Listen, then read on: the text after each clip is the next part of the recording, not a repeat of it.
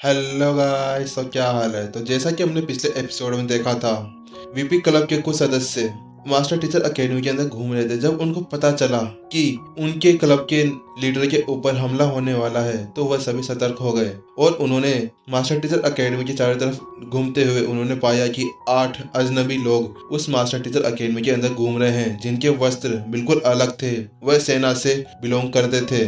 उन्होंने उन सभी का पता लगा लिया था और वहीं दूसरी तरफ हेड उत्कर्ष और नितिन दोनों मास्टर टीचर एकेडमी आ रहे थे। तो गाइस, इसी रोमांच के साथ में पिछला एपिसोड खत्म हो गया था। आरुष और उसके सभी साथी उन सभी 8 के ऊपर नजर रखे हुए थे। वह उनकी लेवल के बारे में पता करना चाहते थे, क्योंकि उन सभी को ये बात तो पता चल ही चुकी थी कि वह सभी 8 लड़ाकू उनके दुश्मन हैं, क्योंकि वह उनके क्लब के लीडर को हानि पहुंचाना चाहते थे। और यही कारण था कि वह भी अब उनसे बदला लेना चाहते थे। क्यों उन्होंने ऐसा सोचा कि वह हमारे लीडर को कोई हानि पहुंचा सकते हैं, तो उन्होंने उनसे निपटने के लिए उनके ऊपर ध्यान रखे हुए थे। उन सभी को देखकर वीपी क्लब के सदस्यों को ऐसा ही लग रहा था कि वह सभी लेवल 8 के लड़ाकू हैं, और उन सभी की हालत को देखकर ऐसा ही लगता है जैसे कि वह किसी सेना के मेंबर होंगे। और अगर वह सभी सेना के मेंबर्स हैं, तो फिर तो उनकी लड़ाई तकनीकी भी उनसे ज्यादा अच्छी होगी। वह सभी कुछ भी जल्दबाजी नहीं करना चाहते थे। अगर उन्होंने कोई जल्दबाजी कर दी और वह ज्यादा ही शक्तिशाली हुए, तो उनके ऊपर ही वापस पलड़ा भारी पड़ सकता था। इसीलिए आरुष ने थोड़ी देर के चिंतन के बाद में आर्यमन से कहा, आर्यमन, तुम इन सभी को लेकर हॉल के अंदर मेरा वेट करो। मैं किसी भी तरह से इन सभी को वहां पर लेके आता हूँ।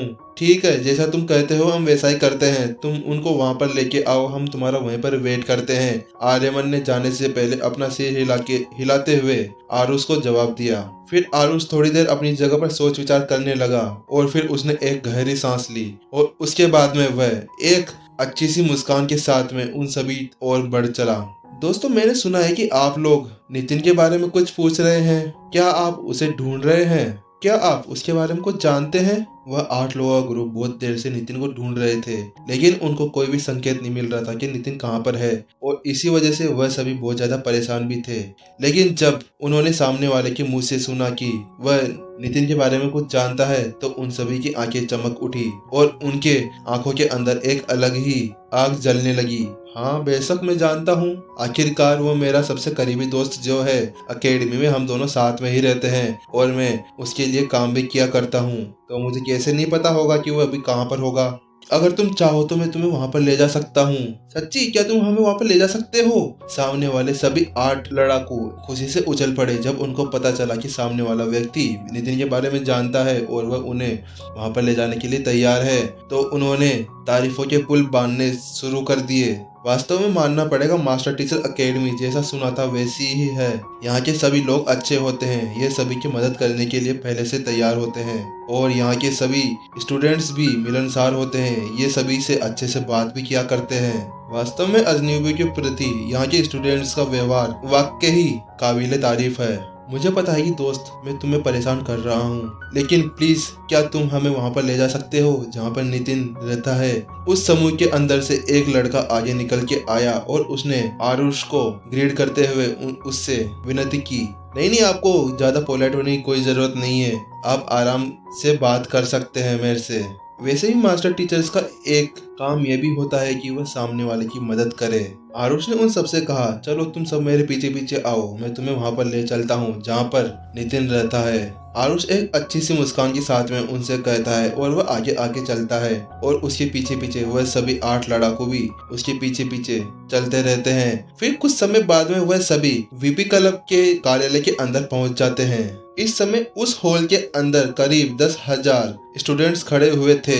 यहाँ इतने सारे लोग क्यों हैं और नितिन कहाँ पर है? उस ग्रुप में से सभी को ये समझ नहीं आ रहा था कि यहाँ पर क्या हो रहा है और यहाँ पर इतने सारे मास्टर टीचर्स क्यों इकट्ठा हैं। वह कुछ कर भी नहीं पा रहे थे। बस उनको तो एक ही आभास महसूस हो रहा था कि उनके साथ जरूर कुछ ना कुछ बुरा होने वाला है। मुझे लगता है कि आपको मास्टर टीचर एकेडमी के अंदर के कामकाज का पता नहीं है। यहाँ पर वह सभी स्टूडेंट्स रहते हैं जो नए नए होते हैं, और नितिन भी इन्हीं के साथ में यहीं पर ही रहता है। लेकिन इस बार स्टूडेंट्स की संख्या ज्यादा थी, इसीलिए पिछले वर्ष से ज्यादा स्टूडेंट्स इस बार यहाँ पर रह रहे हैं। आरुष ने उन सभी को आगे की तरफ इशारा करते हुए एक अच्छी सी मुस्कान से कहा, आप इधर चलिए। कुछ समय की हिचकिचाहट के बाद में उन सभी ने अच्छा महसूस किया, क्योंकि वह सभी जानते थे कि वह अभी मास्टर टीचर एकेडमी के अंदर हैं। इसीलिए उन सभी की चिंताएं दूर हो गई और उन सभी ने उस हॉल के अंदर प्रवेश करने का फैसला कर लिया। और कुछ ही समय के अंदर वह सभी के सभी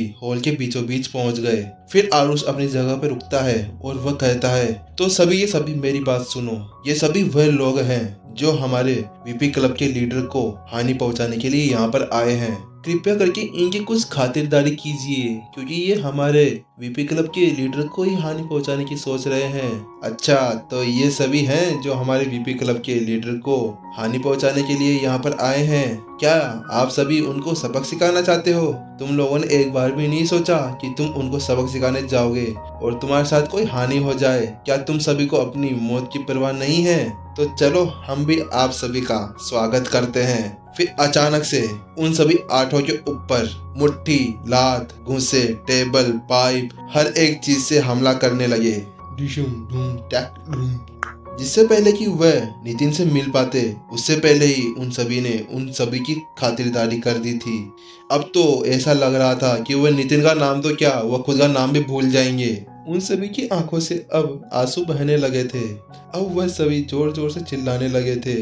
उन्होंने कहा, नरक, हम कहाँ पे आ गए हैं? किस नालायक ने कहा था कि मास्टर टीचर एकेडमी इतनी अच्छी है, यहाँ के सभी लोग इतने दयालु हैं, यहाँ पर देखो कितनी अच्छे से हमारी खातिरदारी की जा रही है। उसको मेरे को बताओ कौन था वो जिसने ऐसा बोला था। आज उसकी खातिरदारी हम सभी मिलके करेंगे। किसने कहा था कि मास्टर टीचर एकेडमी का ठिकाना सबसे ज्यादा सुरक्षित है? और केवल 10 ही मिनट के अंदर वह सभी लेवल 8 के लड़ाकू जमीन पर सपाट पड़े हुए थे। उन सभी के शरीर अनियंत्रित तरीके से उस जमीन के ऊपर पड़े हुए थे। अब वह उनके अंदर बिल्कुल भी शक्ति नहीं थी कि वह अपने एक अंगुली को भी हिला सके। उनकी एक एक इंच की हड्डी टूट गई थी। उनकी शकल, सूरत सब कुछ चेंज हो गई थी। उनकी नसों में बिजली दौड़ रही थी। ऐसा लग रहा था कि कोई खून का धक्का बन रहा हो। भले ही वीपी क्लब के अधिकांश सदस्य लेवल 4 के हों, लेकिन फिर भी उनके पास में जो हथियार थे उसके साथ में वह किसी को भी चित कर सकते थे। और यहाँ तो 10,000 लोगों की बात थी और सामने केवल 8 ही लड़ाकू थे, तो वह क्या ही कर सकते थे। चाहे वो कितने भी शक्तिशाली हों, वह 10,000 की सेना के सामने वह 8 कुछ भी नहीं कर पाते। और इस समय उनका चेहरा देखने से ऐसा लग रहा था कि कोई भिखारी कहीं से उठ के आया हो। उनके चेहरे पर एक भी जगह ऐसी नहीं बची थी जहाँ पर कोई चोट ना लगी हो। उनका चेहरा बिल्कुल सूजा हुआ था। ये देखते हुए कि वह सभी की सभी अब मरने की कगार पर पहुंच चुके हैं, तो आरुष ने आगे पूछताछ शुरू कर दी। पहले आरुष ने सभी को ऑर्डर दिया कि तुम सभी अब रुक जाओ। अब उन सभी के अंदर बिल्कुल भी जान नहीं बची थी, इसीलिए आरुष को पता था कि ये बिना किसी हिचकिचाहट के हमें सारी बातें बता देंगे, क्योंकि इनको भी पता है कि इनके साथ में कुछ भी हो सकता है। तो उन 8 समूह में से एक ने बोला, हमें यहाँ पर किसी ने भेजा है हमको मिशन देके कि हम नितिन को जाकर कोई सबक सिखाएं, और हमें यहाँ पर भेजने वाला कोई और नहीं, राजीव चंदेला और प्रभव ठाकुर है। उन दोनों ने हमें ऐसा कहा था कि हमें नितिन की अच्छी तरह से खातिरदारी करनी है, और अगर हमने अपना मिशन पूरा करा तो वह हमें 10 हाई लेवल स्पिरिट स्टोन्स देंगे। उन्होंने बिना रुके सब कुछ बता दिया। आरुष ने अपनी ठुड्डी पे हाथ फेराते हुए कहा, प्रभव ठाकुर और राजीव चंदेला, अब ये कहाँ मिलेंगे? आरुष ने आगे उनसे पूछना जारी रखा, अगर तुम सभी यहाँ पर हो तो उन्हें भी मास्टर टीचर एकेडमी के अंदर ही कहीं पर होना चाहिए। हाँ, आपने सही कहा, वह भी मास्टर टीचर एकेडमी के अंदर ही है। उन्होंने हमसे कहा था कि एक बार मिशन कंप्लीट होने के बाद में तुम हमें झील के किनारे मिलना। एक युवक ने जल्दी से उत्तर दिया। भीड़ की ओर इशारा करने से पहले आरुष ने अपना सिर हिलाया। चलो चलते हैं, हम भी देखते हैं वह कौन है जो हमारे वीपी क्लब के लीडर को नुकसान पहुंचाने के बारे में सोच रहा था। झील के किनारे प्रभव ठाकुर और राजीव चंदेला दोनों वहां पर एक साथ खड़े थे। जब सूरज की गर्म किरणें झील के ऊपर पड़ती तो वह झील जगमगा जाती, और जब थोड़ी सी भी हवा चलती तो उस झील के ऊपर छोटी छोटी लहरें बनना शुरू हो जाती। उस नज़ारे को देखकर कोई भी मोहित हो सकता था। अब तक मुझे लगता है कि हमारे आदमियों ने नितिन को सबक सिखा दिया होगा, प्रभव ठाकुर ने पूछा। प्रभाव ठाकुर को तो अभी भी उस बात का गुस्सा था। जब वह हासना के बर्थडे में गया था तो नितिन ने उसको नीचा दिखाने की कोशिश की थी। अब प्रभाव ठाकुर उसी का बदला लेने के लिए यहाँ पर आया था। वह भी उसको सबक सिखाना चाहता था। आखिरकार वह भी उसका एहसान उसको वापस चुकाना चाहता था। यंग मास्टर प्रभव, आप मुझको बहुत समय से जानते हैं। क्या आपको लगता है कि मैं कभी अपने मिशन से फेल हो सकता हूँ? राजीव चंदेला ने प्रभाव ठाकुर से कहा। इस काम के लिए मैंने जिन जिन को भी इकट्ठा किया है वह कोई और नहीं, सेना के लोग हैं और वह इस मामले को आसानी से संभाल सकते हैं। और चिंता मत करो, उसको ये भी पता नहीं चलेगा कि उन्हें वहां पर किसने भेजा है। नहीं, इससे कोई फर्क नहीं पड़ता। अगर उसको पता भी चल जाए कि उन सबके पीछे हम हैं तो भी उससे कोई ज्यादा फर्क नहीं पड़ने वाला। बस उसको एक सबक मिल जाना चाहिए कि प्रभाव ठाकुर से पंगा लेने का इनाम क्या होता है। वह दोनों बात कर ही रहे थे कि अचानक से दो मास्टर टीचर्स उन दोनों के सामने आ गए। माफ करिएगा, क्या मैं जान सकता हूँ कि आप दोनों में से राजीव चंदेला और प्रभाव ठाकुर कौन है? हाँ, वास्तव में हम दोनों ही हैं। वह दोनों कंफ्यूज थे कि उनके सामने जो व्यक्ति खड़े हैं वह कौन है। प्रभाव ठाकुर और राजीव चंदेला पूछने ही वाले थे कि वह दोनों कौन है, लेकिन अचानक से उनके पीछे से एक वार होता है और उनको बहुत तेज दर्द होता है। फिर अचानक से बहुत सारे वार इनके ऊपर होने लगते हैं। उन्हें कुछ समझ में नहीं आ रहा होता कि वहां पर हो क्या रहा है।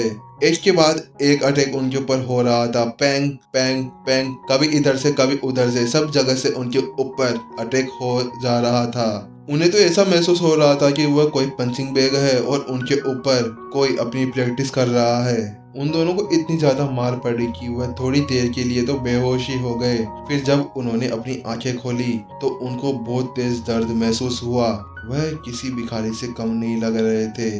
उनके दांत टूटे हुए, उनकी हड्डियां बिल्कुल चूरा बन चुकी थी, उनका पूरा हुलिया चेंज हो चुका था, उनका चेहरा फटा हुआ, उनकी नाक में से खून आ रहा, हर एक अंग की हड्डियां टूटी हुई। जब उन्होंने आंखें खोली तो उन्हें समझ में आया कि उनके साथ में हुआ क्या था। उन्हें तो ये भी नहीं पता था कि उनको मारा किसने जा रहा है और उस सभी के पीछे है कौन। मुझे कोई बताएगा यहाँ पर हो क्या रहा है? थोड़ी देर के बाद में उन दोनों ने अपना अपना जबड़ा हिलाया और उनसे पूछे। फिर उन्हें अचानक से याद आया, इसके पीछे जरूर नितिन ही होना चाहिए, क्योंकि मास्टर टीचर एकेडमी के अंदर और कोई भी नहीं था जिनसे उनका कोई पंगा हो। केवल नितिन ही था जिनसे वह लड़ाई कर रहे थे। वे सभी उन दोनों को मारते हुए वहां से निकल गए। राजीव चंदेला ने प्रभाव ठाकुर से पूछा, भाई तुम बताओ अब हमें क्या करना चाहिए? प्रभाव ठाकुर ने कहा, अब हम कुछ नहीं कर सकते। अब हमें सबसे पहले अपने घर जाना होगा और हमें वहां पर जाके सूचित करना होगा कि हमारे साथ में क्या हुआ है। हम उनको बताएंगे कि हम किस परिवार से हैं। उन्होंने क्या हमारे चारे परिवारों को छोटा समझ रखा है? उन्हें अच्छा सबक सिखाना होगा, तभी उनको अकल आएगी कि उन्होंने किससे पंगा लिया है। प्रभाव ठाकुर ने गुस्से से राजीव चंदेला से कहा, अब तो हमारा उस उद्घाटन में शामिल होना भी बहुत ज्यादा मुश्किल हो जाएगा, क्योंकि हम इस हालत के साथ में वहां पर जा भी नहीं सकते। इसीलिए हमें पहले अपने घर जाकर मेरे पिताजी को बताना होगा कि हमारे साथ में नितिन ने क्या किया है। और जब जाके मेरे पिता उस नितिन को इतना सबक सिखाएंगे कि वह सोचने पे मजबूर हो जाएगा कि उसने किसके साथ में पंगा लिया है। मास्टर टीचर एकेडमी के मैदान के अंदर इतने सारे लोग खड़े थे। अभी भी वहां पर 1 लाख लोग आने बाकी थे। वहां पर केवल कुछ हजार लोग ही उस मैदान के अंदर खड़े थे। वह सभी वहां पर खड़े थे। उनके सामने एक बड़ा मंच बना हुआ था जिस पर एक कुर्सी रखी हुई थी। उन सभी के अंदर एक ही बात चल रही थी कि नया प्रिंसिपल कौन बनने वाला है। एक व्यक्ति ने पूछा कि तुम्हें पता है कि कौन होगा नया प्रिंसिपल? सामने वाले ने कहा, मुझे तो लगता है कि नए प्रिंसिपल या तो हेड शंकर होंगे या हेड विशिष्ट होंगे। इन दोनों में से कोई हो सकता है इस अकेडमी का नया प्रिंसिपल, क्योंकि ये दोनों ही हैं जो अकादमी के सबसे ज्यादा प्रसिद्ध और सबसे ज्यादा ताकतवर बुजुर्ग हैं। और ये पुराने प्रिंसिपल के काबिल नहीं हो, लेकिन इनकी क्षमता भी उनके आसपास ही कहीं पर है। ये धीरे धीरे अपनी क्षमताओं को बढ़ा लेंगे।